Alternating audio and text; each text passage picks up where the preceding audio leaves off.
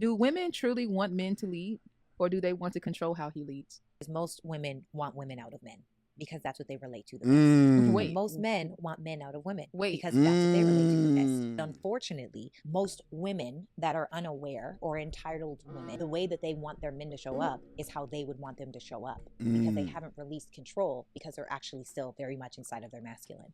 So as an example, and oftentimes men pull women out of their feminine into their masculine, and women want to pull men out of their masculine into their feminine. They want them to feel, they want to know all of the things, because femininity ultimately is always testing for, do you love me? Do you appreciate me? Are you here? Are you present? It's all a test. A perfect example of, let's say, a man and a woman.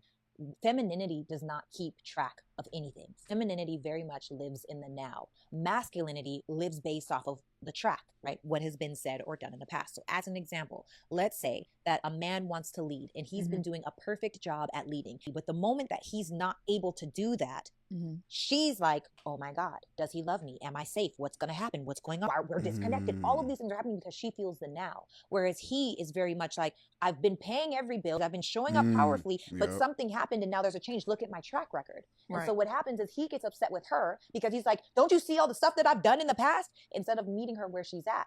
True leadership is able to see that feminine energy is overreacting and saying, baby, I can understand that this is scary right now. And I'm really sorry that you feel that way. And I'm going to figure this out. But this is what has to happen right now. So instead of now, when you say, don't you see that I did the whatever? Now you're pulling her into her masculine. Oh, well, no, I don't see it. And you don't want to hear about before. I want to hear about right now. So I think when people understand that femininity lives in the now and masculinity almost lives via track record, both are trying to pull each other into something that they're not. So most women say that they want their man to lead, but don't feel comfortable to give it to him. That's just the reality for most people. Yeah. Men want women to be logical. Women want their men to be emotional. Right. And that goes against the nature of who we are. Honestly, for me, I feel like I'm far more logical than I am emotional, which is why I don't take things personal. Femininity takes things personal because everything is in the now. You said you were going to pick up the kids, and now I have to go pick up the kids and get dinner. It's like, dang, I'm taking everything personal. Logic says, you know what? You forgot. I understand that you forgot. It's not your fault. You've had a long day. I had a long day. I'm frustrated. You're frustrated. Let's make it better together. But most women are not logical. They're emotional. Right. We're wired that way. Hey, look, I ain't going to hold you, bro. She's spitting. Bro. She is spitting. A couple of things there I was like, you know what I mean, I had to, but yeah, she is spitting, you know what I'm talking about? Ultimately, see, this is the thing, bro, and this is why I just say, the science of it can be a little complex, bro. Just find who matches, who blends with you.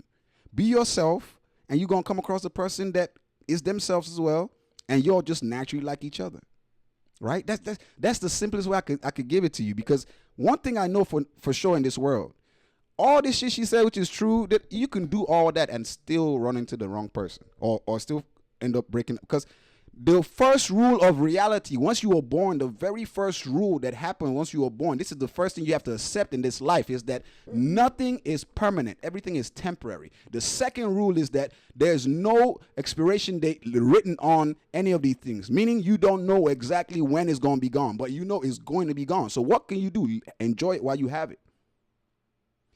All this thing she's saying is cool. It might work and all that good stuff. But ultimately, if you just be yourself and just are patient for the person that loves you for who you are and you love them for who they are, you're going to be straight. And when that time comes for you to let it go, because you're not trying to hold it, you don't own that person. That person doesn't own you. You enjoy it while you have it.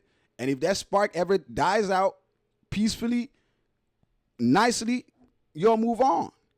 Because whether you'll decide to move on, life can take that person from you, and then you're going to have to deal with it. The point about it is that nothing lasts forever. Understand that it's hard. It's a hard thing for humans. You can't control everything. You can't control shit, actually. You can't. The only thing you can control is your body. Literally, your body. You can't even control, like, what you get in return for what you do with your body. Like, you can work hard as fuck and still get paid measly trash. Right? As I said, you can't control the results, but you can control your body, your mind. So focus on what you can control and not what you can't. That's all.